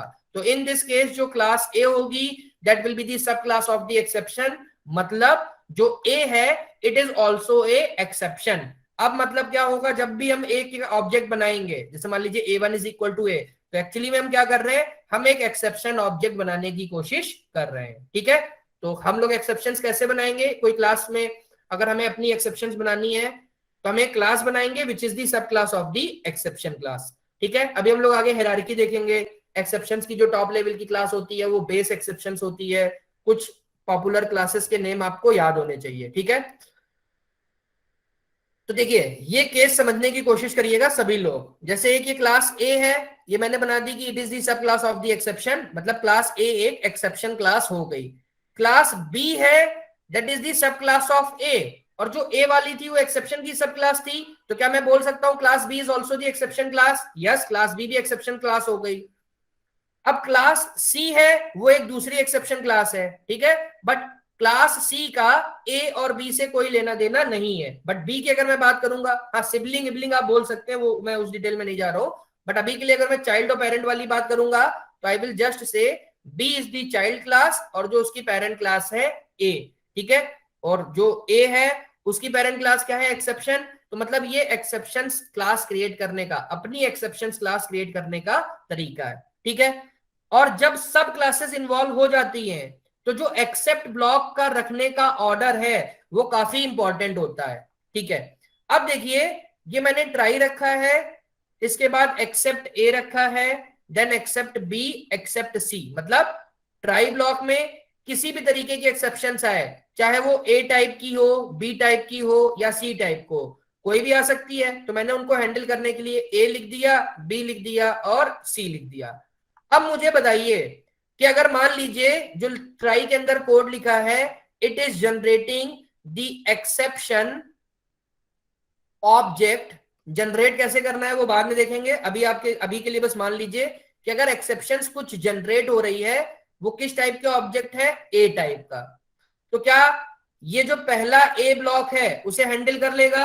हाँ भाई बिल्कुल कर लेगा। एक्सेप्शंस ऑब्जेक्ट क्रिएट कैसे करेंगे वो आगे देखेंगे, उसके लिए कीवर्ड होता है रेज, ठीक है। जब हमें खुद की क्लास का एक्सेप्शन जनरेट करना होता है तो रेज, वो अभी हम लोग आगे देख लेंगे। अभी के लिए बस आप मान लीजिए कि कोई एक्सेप्शन ऑब्जेक्ट आ रहा है विच इज ऑफ टाइप ए, तो टाइप ए वाला आ रहा तो ये वाला उसे हैंडल कर लेगा, ठीक है। चलिए बिल्कुल सही। अब मान लीजिए वो जो एक्सेप्शन ऑब्जेक्ट है वो बी टाइप का है, तो क्या उसे ए वाला हैंडल कर सकता है? मैं भी ए वाले के लिए पूछ रहा हूं, जो एक्सेप्शन ऑब्जेक्ट है वो बी क्लास का है, क्या उसे वो ए वाला हैंडल कर सकता है? ये बी को भी कर लेगा। तो इस केस में देखिए क्या होगा, अगर हमने ऐसा ऑर्डर लिखा है तो ये जो बी तक कंट्रोल है ये कभी आ ही नहीं पाएगा। क्यों? क्योंकि बी चाइल्ड क्लास थी और जो चाइल्ड क्लास का एक्सेप्ट ब्लॉक है वो मैंने नीचे रख दिया पेरेंट से। तो अब पेरेंट जो है वो पेरेंट वाली भी, मतलब ए वाली भी एक्सेप्शंस को हैंडल कर सकता है और अपनी चाइल्ड वाली भी एक्सेप्शंस हैंडल कर सकता है, ठीक है। तो although syntax point of view से ये कोई एरर नहीं है, पाइथन नहीं देता है। ऑल्दो जो जावा है, अदर लैंग्वेजेस है, वो इसमें भी एरर दे देती है, ठीक है। तो कहने का मतलब यहाँ पाइथन के पॉइंट ऑफ व्यू से जो एक्सेप्ट ब्लॉक बी है वो कभी एग्जीक्यूट नहीं होगा, ठीक है। इसलिए कभी पेरेंट और चाइल्ड की रिलेशनशिप आए तो उसमें सही ऑर्डर क्या है रखने का तरीका, सही ऑर्डर है बिकॉज बी चाइल्ड है और उसका पेरेंट क्या है, ए, तो ए हमेशा क्या होना चाहिए, बी के बाद आना चाहिए। तो मतलब बी पहले आना चाहिए, ए आना चाहिए। तो बी और ए में तो हम बता सकते हैं ऑर्डर, और सी आप कहीं भी रख दीजिए, ठीक है। सी से अभी मतलब नहीं है, सी कहीं पे भी रख दीजिए। बट बी और ई में हम क्या बताएंगे कि B should be the first one and A should be the next one, ठीक है। बी ए के पहले आना चाहिए, क्यों? क्योंकि अगर ए पहले आ गया तो it can handle the exceptions of type A as well as the exceptions of type B. तो इसलिए हम लोग कौन सा ऑर्डर सही बोलेंगे, बाद वाला। Very good. तो देखिए अब ये कुछ एक्सेप्ट लिखने के तरीके हैं, तो देख लीजिए इसमें क्या कहना चाह रहे हैं। ट्राई के अंदर एक्सेप्शन सब किसी भी टाइप की आ गई तो इसका बस मतलब समझ लीजिए। अगर हमने लिखा एक्सेप्ट 1, 2, तो ये जो पहला वाला एक्सेप्ट ब्लॉक है it can handle the exceptions of type 1, type 2 as well as the exceptions which are the subclasses of either 1 or the subclasses of 2। जो सेकंड वाला एक्सेप्ट क्लॉज है, ठीक है, एक्सेप्ट ब्लॉक है रादर, तो ये क्या कर सकता है, it can handle only the exceptions of type 3 या जो 3 की सब क्लासेस है। ये वाला 4, 5, 6, ये 4, 5, 6 वाली भी कर सकता है या 4, 5, 6 की जो सब क्लासेस है वो भी कर सकता है। और ये लास्ट वाला जो है ये सभी को कर लेगा, लास्ट वाला सभी को कर लेगा, ठीक है, सभी को कर सकता है। तो इसको आप या तो सिर्फ इस तरीके से लिखिए एक्सेप्ट, या जैसे ये लिखा है, या हम इसको इस तरीके से समझ सकते हैं एक्सेप्शन, क्योंकि मैंने बताया एक्सेप्शन एक मान लीजिए ऊपर टॉप लेवल की क्लास है तो अब ये किसी भी तरीके के एक्सेप्शंस को हैंडल कर लेगी। ये दोनों इक्विवेलेंट है, these two are the equivalent, ठीक है। तो ये सारे एक्सेप्ट्स को लिखने के तरीके होते हैं, ठीक है। तो आई थिंक ये यहाँ किसी को डाउट नहीं आया होगा। हाँ अब देखिए जो एक्सेप्शंस क्लास की हायरार्की है हमें वो समझने का प्रयास करना है, डिटेल में नहीं जानना है, बट एटलीस्ट आपको 4 to 5 प्री डिफाइंड एक्सेप्शंस पता होनी चाहिए। तो ये जो टेबल बनी है आपको जो प्री डिफाइंड या बिल्ट इन एक्सेप्शंस हैं हम उनकी बात कर रहे हैं, ठीक है। तो देखिए सबसे पहले जो एक्सेप्शंस की टॉप लेवल की क्लास है उसका नाम है base exception. Base exception is the top level class, ठीक है। अब इसकी सब क्लास क्या है, एक एक्सेप्शन हो गई, एक सिस्टम एग्जिट हो गई, जनरेट एग्जिट, कीबोर्ड इंटरप्ट, ठीक है। कीबोर्ड इंटरप्ट मतलब आपका कोड कुछ रन कर रहा है, लूप रन कर रहा है, आपने उसे फोर्स कर दिया कंट्रोल जेड या कंट्रोल सी जो भी दबाते हैं, जिससे सो दैट कि एग्जीक्यूशन आगे ना बढ़े, हमने कुछ इंटरप्शन कर दिया, ठीक है। तो डिटेल में देखिए हम लोग अभी जो क्लास एक्सेप्शंस क्लास बनानी होती थी तो हम इस वाली क्लास का ऑब्जेक्ट क्रिएट करते थे, एक्सेप्शन वाली क्लास का, ठीक है। अब देखिए इसके अंदर सब क्लासेस, ये ऑर्डर समझना क्यों इंपॉर्टेंट है, क्योंकि अभी मैंने बताया था कि अगर हम पेरेंट वाले को ऊपर रख देंगे एक्सेप्ट में तो वो चाइल्ड वाले की भी एक्सेप्शंस कैच कर लेगा, चाइल्ड तक कंट्रोल कभी आएगा ही नहीं। इसलिए मैं नहीं कह रहा हूं कि सभी एक्सेप्शंस याद होनी चाहिए, बट 3-4 एक्सेप्शंस के नेम आपको याद होने चाहिए, ठीक है। जैसे देखिए एट्रीब्यूट एरर हो गया, एट्रीब्यूट एरर मतलब जो हम डॉट लगा के सर्च करते थे, जैसे मैंने लिख दिया obj.m, ठीक है। अब m के लिए क्या होता था, आईसीपीओ रूल लगता था, तो अगर एट्रीब्यूट नहीं मिला तो एट्रीब्यूट एरर हो जाती थी। इसी तरह अर्थमेटिक एरर, तो अर्थमेटिक एरर जो है वो पेरेंट क्लास है किसकी किसकी, जीरो डिवीजन एरर की, फ्लोटिंग पॉइंट एरर की, ओवरफ्लो एरर की, ठीक है। तो ये कुछ इस तरीके से होता है। नेम एरर भी होती है, एंड ऑफ फाइल एरर होती है, सारी क्या है exceptions. File not found error, ठीक है, फाइल नहीं मिली, परमिशन की कुछ एरर है, ठीक है, ठीक है। कुछ इस तरीके से फाइल है बट जिस ड्राइव में फाइल है वहां रीडिंग राइटिंग की परमिशन नहीं है, तो कुछ परमिशन एरर इस तरीके से, ठीक है। तो आपको देखिए सारे डिटेल्स में नहीं जानने हैं, बट तब भी मैं बोलूंगा जो मैं मार्क कर रहा हूं कुछ के नेम्स आपको पता होने चाहिए। जैसे एट्रीब्यूट एरर हो गया, index error, index attribute error अभी हमने देख लिया था क्या, जिसमें आईसीपीओ रूल लगता था कि पहले इंस्टांस में देखता था, फिर क्लास में, पेरेंट में, ऑब्जेक्ट में नहीं मिला तो बोल देता था भाई वो एट्रीब्यूट एरर है। इंडेक्स एरर मतलब हम लिस्ट में बाहर से कोई इंडेक्स पोजीशन पास कर दी बाहर वाली, या स्ट्रिंग में बाहर की कोई इंडेक्स पोजीशन पास कर दी जो एग्जिस्ट नहीं कर रही, तो इन दैट केस कौन सी एरर दे देगा, इंडेक्स एरर। की एरर, मुझे डिक्शनरी में कोई वैल्यू फेच करनी है और मैंने कोई की पास कर दी बट वो की डिक्शनरी में है ही नहीं, तो कौन सी एरर आ जाएगी, की error. Name error, name error जो एलईजीबी फॉलो करता है, आप कोई नेम को ढूंढना चाह रहे हैं बट वो ना लोकल स्कोप में मिला, ना इनक्लोजिंग में मिला, ना ग्लोबल में मिला, ना बिल्ट इन में मिला, तो कौन सी हो जाएगी, नेम एरर, ठीक है। In the similar way value error, ये भी आपको याद रखना है, ठीक है, value error. Then value error अभी हम लोगों ने देखा था, हम लोगों को क्या करना था, इंटीजर में कन्वर्ट करना था, बट जो वैल्यू हम सप्लाई कर रहे थे वो गलत कर रहे थे, तो उस समय कौन सी थी, इंटीजर। जीरो डिवीजन एरर, आप किसी नंबर को, इंटीजर को जीरो से डिवाइड कर रहे हैं या जीरो से रिमाइंडर ले रहे हैं, तो इन ऑल दोस केसेस क्या हो जाएगा, जीरो डिवीजन एरर। तो एटलीस्ट ये जो 4-5 नेम्स हैं ये आपको याद होने चाहिए कि ये प्री डिफाइंड एक्सेप्शंस हैं। अगर आपने अपने कोड में कुछ ऐसी लाइंस लिखी है तो जो मुझे एरर मैसेज मिलता है वो क्यों मिलता है, बिकॉज ऑफ दीज क्लासेस, वो उनका ऑब्जेक्ट होता है। तो whatever the message you are getting because of these exceptions या these built in exceptions classes. तो ये 4-5 नेम आपको याद होने चाहिए। तो चलिए, तो देखिए इस कोड में क्या हम करने का प्रयास कर रहे हैं, ट्राई लिखा है 1/0, तो मतलब एरर ऑफ जो इंटरप्रेटर क्रिएट करेगा वो किस टाइप का ऑब्जेक्ट क्रिएट करेगा, इस टाइप का करेगा, जीरो डिवीजन एरर, ठीक है, इस टाइप का ऑब्जेक्ट हुआ। बट देखिए यहां हमने एक्सेप्ट में क्या रख दिया, अर्थमेटिक एरर। तो अर्थमेटिक एरर जब आप देखेंगे, जो अर्थमेटिक एरर होती है, देखिए ये पेरेंट क्लास है जीरो डिवीजन एरर की, देख लीजिए। तो इस केस में क्या होगा, कोई एरर तो नहीं आएगी, ठीक है, ये प्रिंट हो जाएगा अर्थमेटिक एरर। तो यहां बताने का ये प्रयास किया गया है क्योंकि zero division error is the sub class of the arithmetic error, तो इसका करेक्ट ऑर्डर ये होना चाहिए कि आप इस वाले को पहले रखिए और इस वाले को बाद में रखिए, ठीक है, होना ये चाहिए था।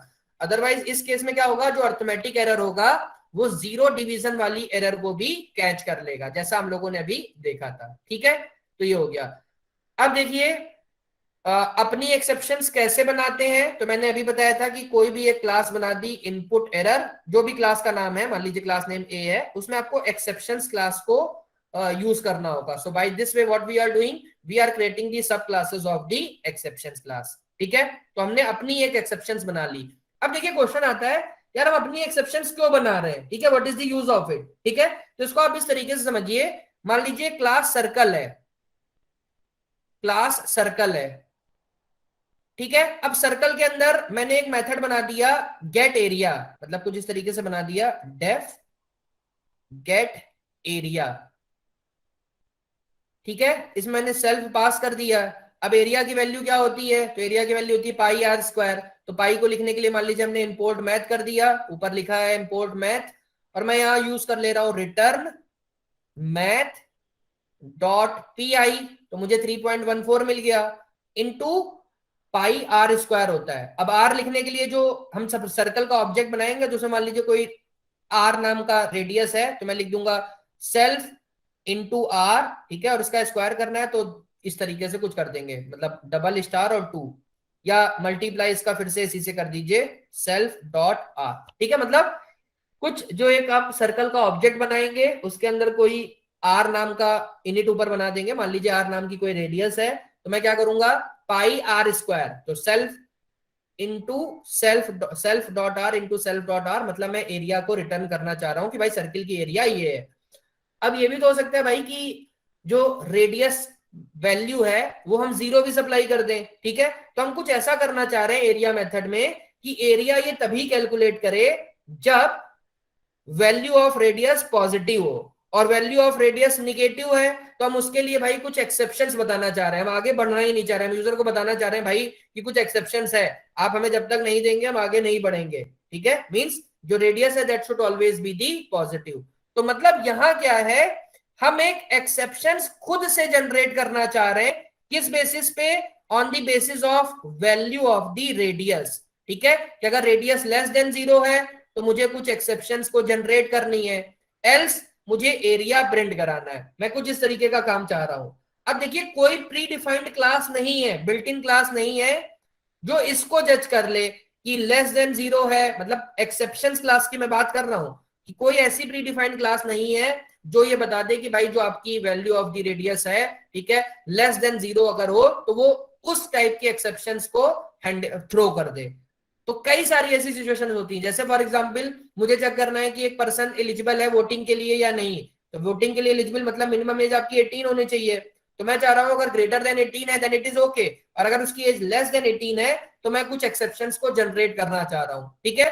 तो ये जब हम काम कराना चाह रहे हैं तो इसको हम लोग बोलेंगे we want to create our own exceptions, जिसको कि हम बोलेंगे कस्टम एक्सेप्शन, हम खुद की एक्सेप्शंस क्रिएट करना चाह रहे हैं, ठीक है।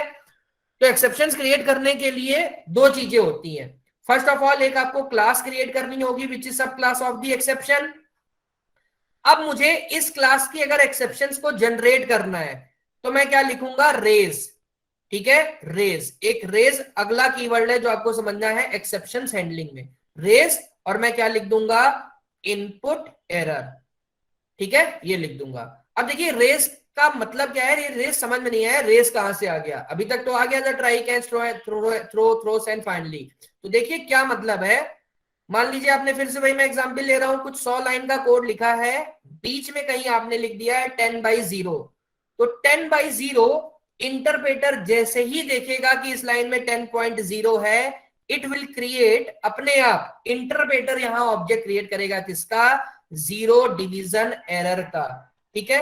अब हम इसका अगला सिनेरियो ले रहे हैं, अगला सिनेरियो ये है कि अगेन 100 लाइन का कोड है, हमने कहीं पे भी 10/0 नहीं लिखा, बट मुझे जीरो डिवीजन एरर का ऑब्जेक्ट क्रिएट करके थ्रो करना था, मुझे उस एक्सेप्शंस को थ्रो करना था, कोड में हमारे 10/0 नहीं है, तो हम क्या लिखेंगे, हम लिख देंगे रेस जीरो डिवीजन एरर, ठीक है, जीरो डिवीजन एरर। मतलब रेस का यूज क्या है, एक्सप्लिसिटली या मैनुअली हम एक्सेप्शंस को थ्रो करना चाह रहे हैं, हमारे कोड में कहीं नहीं लिखा है 10/0, बट हम तब भी यूज करना चाह रहे हैं, और उस जो ऊपर वाली क्लास का ऑब्जेक्ट है हम उसको थ्रो करना चाह रहे हैं, ठीक है।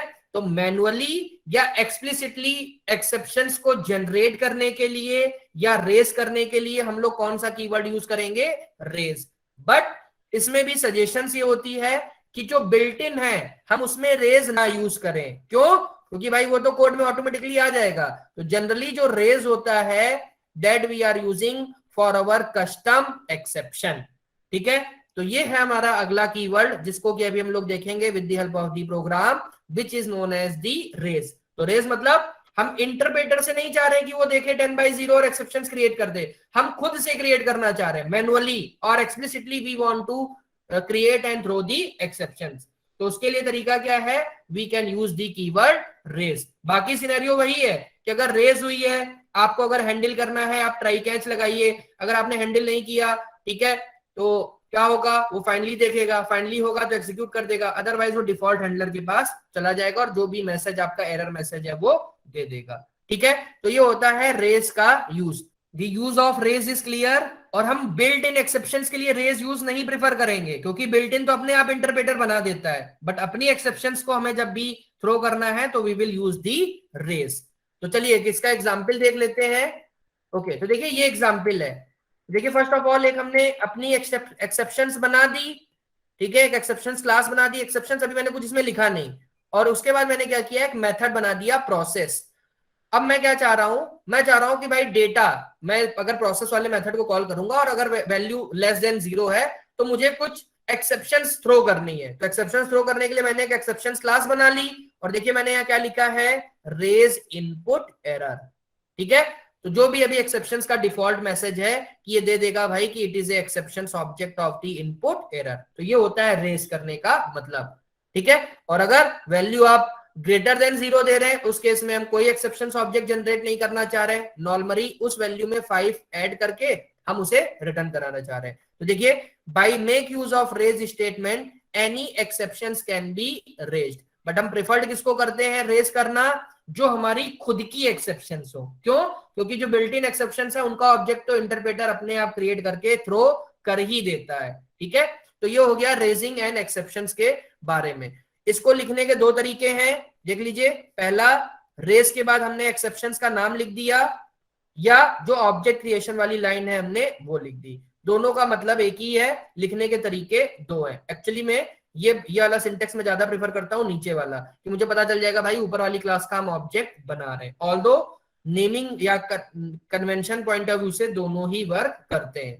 ठीक है, अब इसमें तो ये कोड क्लियर है। It is the example of the custom exception. तो कस्टम एक्सेप्शंस में हम लोग किस तरीके से अपनी एक्सेप्शंस को जनरेट करते हैं, by using the raise. Okay okay, देखिए क्वेश्चन से पहले, ओके क्वेश्चन से पहले एक चीज और देख लीजिए, या एक लास्ट पॉइंट मिस हो गया था थ्योरी का, वो भी समझ लीजिए। देखिए क्या है, जैसे ये मान लीजिए आपने ट्राई ब्लॉक, या भाई स्टॉप राइटिंग, इधर देखिए, जैसे ट्राई ब्लॉक है, यहां मान लीजिए मैंने कुछ एक्सेप्ट लिखा है और ये फाइनली लिखा है। ठीक है, अब देखिए ट्राई के अंदर भी ट्राई ब्लॉक हो सकता है, ट्राई के अंदर भी ट्राई ब्लॉक हो सकता है। ठीक है, अब अगर ट्राई है तो आपके ऊपर है, आप यहाँ एक्सेप्ट रखिए, फाइनली रखिए, कुछ भी रख दीजिए, मान लीजिए सिर्फ एक्सेप्ट रखा है। अगर किसी अंदर वाले स्कोप में, मतलब ये देखिए ट्राई के अंदर एक दूसरा ट्राई ब्लॉक है, किसी अंदर वाले, मान लीजिए अंदर वाले ट्राई ब्लॉक में यहाँ कुछ एक्सेप्शंस आई है, एक्सेप्शंस आई है, तो फर्स्ट ऑफ ऑल उस एक्सेप्शंस के लिए ये अपने ब्लॉक में देखेगा, अपने एक्सेप्ट ब्लॉक में देखेगा। अगर इसे यहां नहीं मिला तो ये बाहर वाले में देखेगा। तो मतलब अगर कोई नेस्टिंग आपने करी है तो एक्सेप्शंस हैंडलिंग के लिए व्हाट इट विल डू, वो अपने इनक्लोजिंग स्कोप में देखेगा। अगर वहां उसे एप्रोप्रिएट एक्सेप्ट ब्लॉक मिल गया तब वहां चला जाएगा, नहीं मिला तो वो उसके ऊपर जाएगा। इस तरीके से करते करते वो मेन मॉड्यूल में जाएगा जब तक कि उसे एप्रोप्रिएट एक्सेप्ट ब्लॉक ना मिल जाए। ठीक है, एप्रोप्रिएट मतलब अगर आपने एक्सेप्ट लिखा है तब तो ये किसी भी तरीके का ऑब्जेक्ट कैच कर सकता है। मान लीजिए मैंने कुछ लिखा है एक्सेप्ट 1, ठीक है, और यहाँ जो एरर जनरेट, जो एक्सेप्शन ऑब्जेक्ट जनरेट हो रहा है वो 2 टाइप की एक्सेप्शंस का हो रहा है, और यहाँ मैंने जो यहाँ लिखा है एक्सेप्ट, वो 3 लिखा है, 3। तो मतलब एक्सेप्शन ऑब्जेक्ट किस टाइप का जनरेट हो रहा है, 2 टाइप का। तो यहाँ क्या जो इसका एक्सेप्ट ब्लॉक है वो 2 टाइप को कैच कर रहा नहीं है, तो 3 टाइप को कैच कर रहा है। तो कहाँ देखेगा, ऊपर वाले में देखेगा। ऊपर वाले में तो 1 मिला, अगर यहाँ 2 मिला होता तो इसका कंट्रोल चल जाता। इस तरीके से वो अपने ऊपर वाले ब्लॉक में देखता है जब तक it is not finding the appropriate catch block. और मान लीजिए ऊपर जाते जाते मेन मॉड्यूल में आ गया है, वहां भी नहीं मिला है, तो मतलब एक्सेप्शंस आई, मैंने उसे हैंडल नहीं किया है, तो जो डिफॉल्ट मैसेज होता है वो आपको मिलेगा। ठीक है, इस तरीके से ये प्रोपोगेशन होता है। भाई पहले तो क्या है, डमी, डमी एक फंक्शन है, अभी हमने इसको कॉलिंग नहीं करी, कॉलिंग कहाँ, यहाँ करी। तो भाई ये इसके अंदर कोई रिस्की कोड हो सकता है, इसलिए मैंने ट्राई लगा दिया, एक्सेप्ट लगा दिया। ठीक है, अब देखिए हमने क्या किया, डमी को कॉल किया है, तो हम यहाँ क्या कर रहे हैं, एक इंटीजर को 0 से डिवाइड करने का प्रयास कर रहे हैं। तो कौन सी एरर जनरेट होगी, 0 डिवीजन एरर। क्या हमने उसको हैंडल करी है, हाँ भाई हैंडल करने का मतलब हमने उसके लिए एक्सेप्ट ब्लॉक लगाया है। तो एक्सेप्ट ब्लॉक अगर लगाया है तो यहाँ से कंट्रोल कहाँ से आ जाएगा, यहाँ सबसे पहले इसने क्या प्रिंट कर दिया 10, और 10 के बाद हमने इसी ब्लॉक में फिर से जीरो डिवीजन एरर को जनरेट कर दिया है।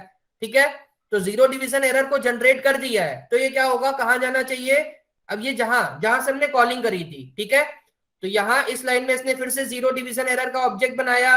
क्या इसके लिए मैंने इस लाइन के अंदर कुछ ट्राई या एक्सेप्ट लगाया, नहीं लगाया, तो क्या होगा, जहां ये दोबारा से हमने जनरेट करी है ये देखेगा appropriate appropriate except block, but appropriate except block में जाने से पहले मैंने आपसे क्या बताया था, फाइनली तो हमेशा चलता है, तो ये फाइनली चला, इसने क्या कर दिया 11। अब जब ये कंट्रोल वापस आया तो अपने साथ क्या लेके आया, एक जीरो डिवीजन एरर लेके आया जो अभी तक हैंडल नहीं हुई थी, तो आपने उसके बाद क्या लगा दिया एक्सेप्ट, तो क्या जीरो डिवीजन एरर को ये एक्सेप्ट वाला हैंडल कर सकता है, हाँ भाई कर सकता है। अभी हमने देखा अगर हम कोई नेम सप्लाई ना करें तो वो किसी भी नेम की एक्सेप्शन से उसको हैंडल कर लेगा, तो हैंडल कर लेगा और आंसर क्या दे देगा 12। Okay, this is the next question. एक क्लास बना दी नॉट गुड, ये एक्सेप्शंस की सब क्लास है, मतलब it can work like the exception, मतलब हम इसको रेस कर सकते हैं क्योंकि एक्सेप्शंस की सब क्लास है। ठीक है, एक क्लास हो गई वेरी बैड, और very bad is the sub class of not good. ठीक है, तो नॉट गुड पेरेंट हो गई और जो वेरी बैड है ये इसकी चाइल्ड क्लास हो गई। ये तो पूरी क्लास है। हमने कॉलिंग कहां से स्टार्ट करी, यहां से, तो सबसे पहले मैं यहां देख रहा हूं, ध्यान से देखिएगा, ध्यान से, प्रोसेसर डॉट प्रोसेस, तो प्रोसेसर एक क्लास है, स्टैटिक मेथड को क्या हम इससे कॉल कर सकते हैं, बिल्कुल कर सकते हैं।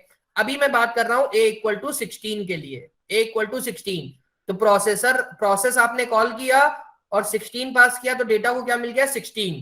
अब देखिए हम यहाँ क्या क्या लिखने का प्रयास कर रहे हैं, हम यहाँ देखने का प्रयास कर रहे हैं, if data in processor dot model, तो प्रोसेसर के अंदर जो मॉडल है, मतलब हम इस लिस्ट की बात कर रहे हैं, तो क्या उसमें 16 मतलब डेटा है, हाँ तो आप देख सकते हैं 16 इसमें यहाँ पड़ा हुआ है, तो 16 है, तो इफ कंडीशन ट्रू हो जाएगी, तो इफ कंडीशन ट्रू हो जाएगी तो उसने क्या कर दिया, रेस, एक एक्सेप्शंस को रेस कर दिया, किसको, नॉट गुड वाले को, नॉट गुड मतलब पेरेंट वाले को। क्या आपने इसको हैंडल करने के लिए यहाँ कोई कोड लिखा है, मतलब यहाँ ट्राई कैच कुछ लगाया है, नहीं लगाया है, तो ये क्या करेगा, ये कॉलर के पास चला जाएगा, कॉलर के पास जाके देखेगा कि भाई ये जो रिटर्न करके आया है वो क्या करके आया है, एक नॉट गुड जो एक्सेप्शंस ऑब्जेक्ट था उसको अपने साथ लेके आया, अपने साथ इस रिस्की कोड को लेके आया, इस एक्सेप्शंस ऑब्जेक्ट को लेके आया, तो अब मुझे इसको हैंडल करना है। तो भाई नॉट गुड को तो हैंडल करने के लिए अब मुझे इसका आंसर क्या चाहिए, 200 चाहिए, तो 200 तभी होगा जब हम सी पे क्या कर देंगे, नॉट गुड, सी पे हम क्या कर देंगे, नॉट गुड। क्यों, क्योंकि अगर मैंने बी पे नॉट गुड लिख दिया होता तो भाई ये पहला ही वाला एक्सेप्ट ब्लॉक उसे एक्सेप्ट कर लेता और आंसर क्या देता 100। तो अभी मुझे मिला कि सी की वैल्यू क्या होनी चाहिए, नॉट गुड।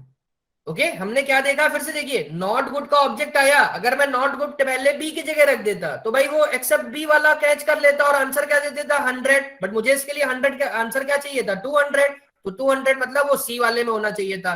अब चलिए दूसरा वाला कोड देख लेते हैं, दूसरा वाला मतलब कि हमने अब क्या पास किया है 5, तो अब ये डेटा की वैल्यू क्या आ जाएगी 5, डेटा की वैल्यू 5 आ जाएगी। अब ये देखेगा क्या 5 आपकी लिस्ट में है, नहीं भाई 5 तो लिस्ट में नहीं है। अब एलसीएफ वाली कंडीशन देखेगा, 5 का स्क्वायर, तो 5 का स्क्वायर कितना होता है 25, क्या 25 है, तो आप देख सकते हैं 25 है, तो 25 के केस में क्या रिटर्न कर रहा है, क्या रेस कर रहा है, वेरी बैड, तो भाई ये अपने साथ अब क्या लेके आ गया है, ये वेरी बैड वाले का जो ऑब्जेक्ट है वो लेके आ गया है, ठीक है, वो वाले एक्सेप्शंस ऑब्जेक्ट लेके आ गया है, और इसके लिए मुझे आंसर क्या चाहिए था 100, तो मुझे भाई टॉप पे यही रखना चाहिए था, तो मैं क्या बोलूंगा, बी को क्या कर दूंगा, वेरी बैड, ठीक है, और इससे वो वाला भी हो गया कि भाई बी जो चाइल्ड वाला है वो ऊपर है, जो पेरेंट वाला है वो नीचे है, ऑल्दो वो सेकेंडरी चीज है, हमें आउटपुट के हिसाब से जज करना चाहिए था, तो आउटपुट के हिसाब से इसका जो करेक्ट ऑप्शन है वो कौन सा हो जाएगा, ए। ओके, एक्सेप्शंस प्रोपोगेशन, तो ध्यान से देख लीजिए, वही चीज है जो अभी बताया था, if an exception is not handled in a particular scope it's propagated to the next higher scope, but next में जाने के लिए वो सारे रूल लगाएगा ही, क्या कि मान लीजिए अंदर वाले में हैंडल नहीं हो पाया है और अगर अंदर वाले में फाइनली है तो फाइनली हमेशा चलेगा, फिर बाहर आएगा, बाहर आया अगर उसे एक्सेप्शन हैंडलर मिल गया तो उसके पास चला जाएगा, तो वो रूल वही रहेगा कि फाइनली हमेशा रन करता है, वो सब वही रहेगा। फाइनली नहीं है तब डायरेक्टली आ जाएगा। And then go to the higher scope, eventually ending up, ऊपर जाते जाते कब एंड करेगा, जब वो मेन मॉड्यूल में आ गया हो। ठीक है, आउटपुट पूछा है क्या, किसके लिए, एक्स, एक्स कहाँ है, तो यहाँ देखिए थोड़ा बोल्ड भी कर दिया था, ये यहाँ है। तो पहले तो ये क्लासेस एक अल्फा बनी है, बीटा बनी है, गामा बनी है, and these all are the sub classes of the exceptions.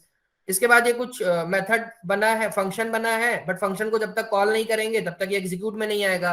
तो कॉल हमने कहाँ किया है, यहाँ, तो यहाँ से मैंने पढ़ना स्टार्ट किया और आउटर के अंदर वैल्यू का सप्लाई कर दी 0। पहले मैं अभी 0 की बात कर रहा हूँ, ध्यान से देखिए, आउटर के अंदर वैल्यू गई 0। अब आउटर के अंदर अगली लाइन क्या है, ये तो एक फंक्शन आ गया पूरा पूरा, तो जब तक हम इसे कॉल नहीं करेंगे तब तक इनर वाला नहीं चलेगा। तो कॉल मैंने यहाँ किया है, यहाँ किया है, तो यहाँ मैंने इनर को कॉल किया है और वैल्यू का सप्लाई कर दी, ध्यान से देखिएगा 0। तो अब इनर कॉलिंग हो गई, वैल्यू क्या आ गई 0। यहां से क्या हुआ, इनर के पास कॉल आ गई और वैल्यू क्या आ गई 0। अब इसने देखा इफ चला, क्या वैल्यू लेस देन 0 है, नहीं भाई ये तो इक्वल टू 0 है, तो इक्वल टू 0 है, ये वाला कोड चल गया एल्स इफ वाला। और देखिए क्या रेस कर रहा है, बीटा रेस कर रहा, बीटा, ध्यान से देखिए, एक्सेप्शन प्रोपोगेशन, बीटा रेस कर रहा। तो क्या बीटा के लिए आपने हैंडलर लगाया है, नहीं भाई, हैंडलर तो हमने अल्फा के लिए लगाया है। तो क्या होगा, ये एक्सेप्शंस तो अभी हैंडल हुई नहीं, हैंडल नहीं हुई तो कहां के पास, ये कहां चली जाएगी, जब हैंडल नहीं हुई तो ये कॉलर के पास चली जाएगी जहां से कॉल हुई थी। ये कॉल कहां हुई थी, ये लाइन कहां थी, यहां थी, यहां थी,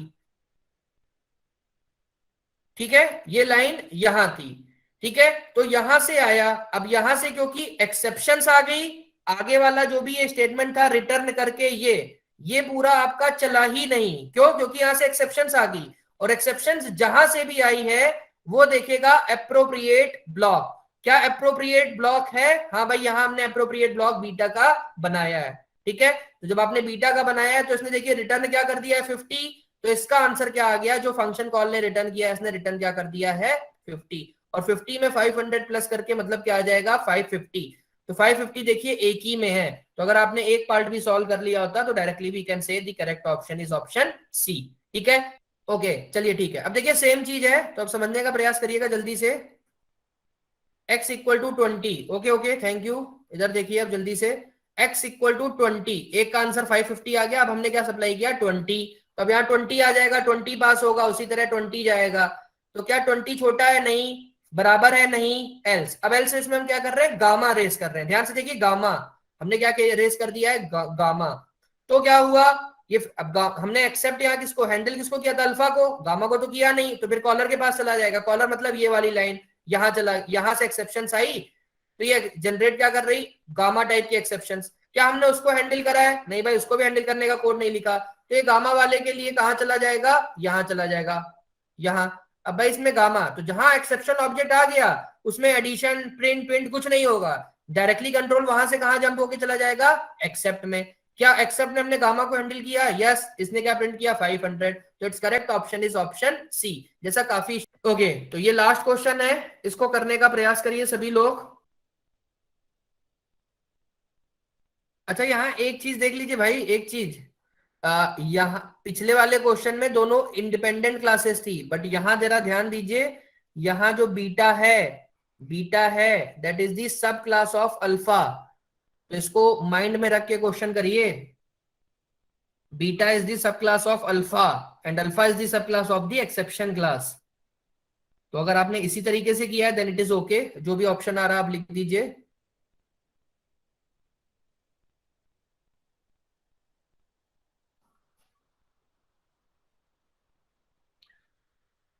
ओके तो चलिए एक बार देख लीजिए, इसका आंसर आई थिंक ये सही नहीं है, कहाँ आपने मिस्टेक करी, तो ध्यान से देखिए, एक क्लास अल्फा आ गई, एक बीटा आ गई, एक स्टोर आ गया, ठीक है। उसके बाद ये फंक्शन है, ये तब कॉल होगा, तब एग्जिस्टेंस में आएगा जब हम इसको कॉल करेंगे। ध्यान से देखिएगा, किसी लाइन में प्रॉब्लम होगी तो प्लीज पूछ लीजिएगा। हम देखिए यहाँ आ गए ओबीजे वाली लाइन में, स्टोर मतलब स्टोर क्लास का एक इंस्टेंस ऑब्जेक्ट बना रहे हैं, ठीक है, और इसमें क्या पास किया, कैपिटल एक्स, कैपिटल एक्स की देखिए वैल्यू क्या है 0, मतलब हम 0 पास कर रहे हैं। तो क्या स्टोर के अंदर इनिट है, हाँ इनिट है, ये क्या करेगा, it will create a variable with name where, और इसकी वैल्यू क्या असाइन कर देगा 0, ठीक है। और उसके बाद हम क्या करेंगे, इस आउटर में कॉल किया है, ओबीजे पास कर दिया है। तो आउटर में जब ओबीजे गया, अच्छा इसका नेम भी ओबीजे है, तो मतलब हम इसी ओबीजे की बात कर रहे हैं। चलिए ओबीजे मैंने यहां लिख दिया आपको समझाने के लिए, ठीक है। तो ये पिक्चर है, हमने डायग्राम बना लिया। अब देखिए क्या है, तो आउटर के अंदर पहली लाइन में क्या था, हमने एक इनर वाला फंक्शन लिख दिया। तो हम देखेंगे भाई इनर की कॉलिंग हमने कहां से करी, तो इनर की कॉलिंग हमने यहां से करी। ध्यान से देखिएगा, इनर ओबीजे, ओबीजे मतलब हम इसी पिंक वाले ऑब्जेक्ट की बात कर रहे हैं, ठीक है। तो अब इनर वाली कॉलिंग हुई, इसने देखा क्या ओबीजे के अंदर जो वेर है उसकी वैल्यू 0 है, हाँ भाई उसकी वैल्यू तो 0 है। ध्यान से देखिएगा, तो इसकी वैल्यू मैंने अपडेट करके क्या कर दी, +5 कर दी। तो +5 मतलब 0 + 5, इसकी वैल्यू क्या हो गई, 5 हो गई। इसके बाद हमने क्या कर दिया, अगली लाइन में रेज अल्फा कर दिया। तो जैसे ही कोई एक्सेप्शन रेज होता है, व्हाट इट विल डू, ये देखेगा किसके लिए, एप्रोप्रिएट ब्लॉक के लिए। तो क्या एप्रोप्रिएट ब्लॉक इसे मिल गया, हाँ भाई मिल गया, एक्सेप्ट अल्फा। तो now what it will do, ये क्या करेगा, अब जो एक्सेप्शन थी आपकी वो हैंडल हो गई, और ये आपने क्या कर दिया, ओबीजे डॉट वेर। अब इसकी वैल्यू देखिए, एक्सेप्शंस हैंडल करके अंदर हमने उसमें कोड क्या लिखा है, जो वेर की वैल्यू हम 15 से बढ़ा रहे हैं। तो जब 15 से आप बढ़ाएंगे तो कितनी हो जाएगी, 15 + 5 20 हो जाएगी। और फाइनली तो हमेशा चलता था, तो फाइनली इसकी वैल्यू फिर से 20 से बढ़ा दे रहा, तो क्या हो जाएगी 40। अब फाइनली चला तो ये पूरी कॉलिंग कंप्लीट हो गई, और कॉलिंग मेरी यहाँ कंट्रोल वापस चला गया। क्या जब हम कंट्रोल वापस लेके आए तो मेरे पास कुछ अनहैंडल्ड एक्सेप्शंस थी, नहीं भाई एक्सेप्शंस तो हैंडल हो गई थी ऊपर वाले अल्फा ब्लॉक में। तो अब क्या होगा, ट्राई, तो एक्सेप्ट बीटा चलेगा, नहीं भाई बीटा तो चलेगा ही नहीं क्योंकि अभी कोई एक्सेप्शन ही नहीं आई। तो क्या चलेगा, फाइनली चलेगा। जब फाइनली चला तो इसने जो इसकी वैल्यू है +30 कर दी। तो +30 करके देखिए क्या कर दिया, इसका आंसर हो जाएगा 70। तो ए तो भाई कहीं से नहीं सही हो सकता था, जो आंसर होगा वो बी, सी और डी में से ही सही होगा। ओके क्लियर है, क्लियर। ओके अब देखिए हम x = 5 की बात कर लेते हैं, ठीक है। तो चलिए ये ऑब्जेक्ट दोबारा से बना देते हैं, ठीक है। मतलब ऑब्जेक्ट वही रहेगा, जस्ट समझाने के लिए, क्योंकि अब यहाँ जो वेरिएबल है इसमें हम लोग जो x ऑब्जेक्ट बनाया है 5 पास करेंगे, तो इसकी स्टार्टिंग वैल्यू हो जाएगी 5। अब ध्यान से देखिएगा 5। अब क्या हुआ, फिर से अब हम 5 के लिए सेम चीज चेक कर रहे हैं। तो ध्यान से देखिएगा अब ऑर्डर किस तरीके से होगा, what will be the order of execution. हाँ तो ऑर्डर ऑफ एग्जीक्यूशन के लिए यहां हुआ, यहां से मैंने कॉल इनिशिएट करी। तो क्या, अब जो ओबीजे के अंदर वैल्यू है वो 0 है, नहीं भाई 0 तो नहीं, तो एल्स चला। एल्स चला, इसने वैल्यू क्या कर दी, 10 से बढ़ा दी। तो +10 मतलब ये कितनी हो गई, 15। और इसके बाद हम क्या रेस कर रहे हैं, बीटा। ध्यान से देखिएगा, बीटा एल्स पार्ट चलेगा और बीटा रेस कर रहे हैं। तो जैसे ही एक्सेप्शन रेज हुई, वो एक्सेप्ट ब्लॉक के लिए देखेगा क्या अल्फा वाला बीटा को हैंडल कर सकता है, डेफिनेटली कर सकता है, because alpha is the parent class of beta. तो हमारी जो एक्सेप्शन थी वो हैंडल हो गई। अब हैंडल होके हमने देखिए क्या कर दिया, +15 कर दिया इसमें फिर से।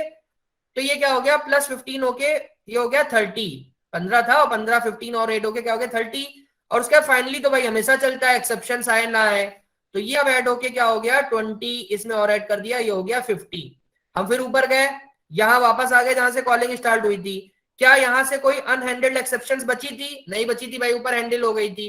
तो इसके बाद डायरेक्टली क्या होगा, फाइनली में आ जाएंगे। और जब फाइनली में आ जाएंगे तो व्हाट विल हैपन, इसमें वो 30 ऐड कर देगा, और 30 को ऐड करके हमारा आंसर क्या आ जाएगा 80। तो 70 एंड 80, तो 70 और 80 किसमें है, डी पार्ट में है। तो दैट्स व्हाई जो इसका करेक्ट ऑप्शन होगा that will be the option number D. तो thank you, now we done with the oops part.